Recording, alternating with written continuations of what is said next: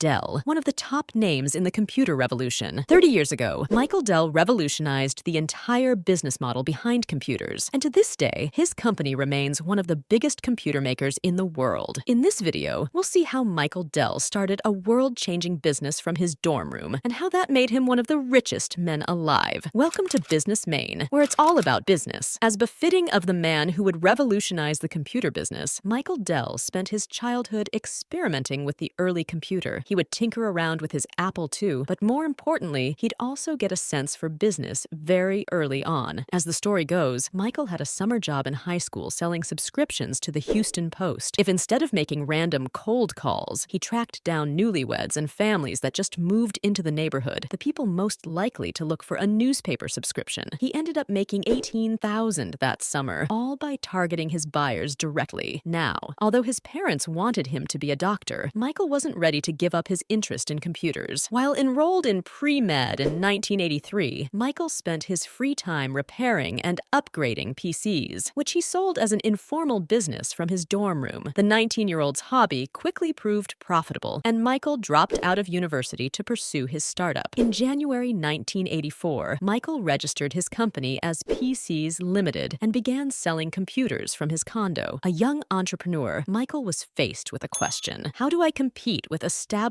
competitors who not only have name recognition, but also a network of retailers to push products? At the time, customers went to retailers to purchase their personal computers. The staff at a Best Buy or a Radio Shack would help shoppers find the right computer, and in return for their services, these middlemen would raise prices by 10, 20, or even 30%. So Michael figured, why not cut the middlemen out completely and sell directly to consumers? Although it would be harder to attract buyers initially, PCs Limited would be selling at a discount compared to its established competitors. Michael went all in on his approach, which became known as the direct model of selling. He advertised directly to knowledgeable consumers in computer magazines. This experienced consumer base could pick options to have their PCs custom assembled, a service that could not be provided by mass production giants like IBM. And so, with the use of Chinese component suppliers and assembly plants, Michael Dell's PCs Limited began manufacturing and selling personal computers. In the first year of operation, PCs Limited sold more than 6 million worth of computers, which proved the potential of his new business model. Michael's company rode the computer boom through the late 80s, growing rapidly as word spread of its direct selling and lower prices. In 1987, the 23-year-old CEO changed the company's name from PCs Limited to Dell Computers, and just a year later, its sales hit 160 million. Michael's vision extended beyond just direct consumer sales, of course, and now he finally had the resources to expand his clientele. One of the most frequent criticisms Michael had to face was that his model could not be applied to businesses and big clients who were exactly the sort of customers any growing company would want. Michael, however, was ready to prove the critics wrong. He attracted corporate clients by not only assembling built-to-order PCs, but by also preloading them with all the software they would need. If you were, for example, an oil company filling a new office space, Dell Computers would not only build your PCs for you with appropriate hardware, it would also load the systems with software to track sales of your gas stations across the country. Dell was finally making PCs for everyone, but what truly kickstarted its global ascent was the advent of the internet. When Dell launched its direct sale website in July 1996, it gained access to innumerable customers. For the first time, people could purchase PCs online instead of having to co-op the company or sending faxes. Within 2 months of the website's launch, Dell was averaging internet sales above $2 million a day. By 1998, that figure had gone up to $5 million,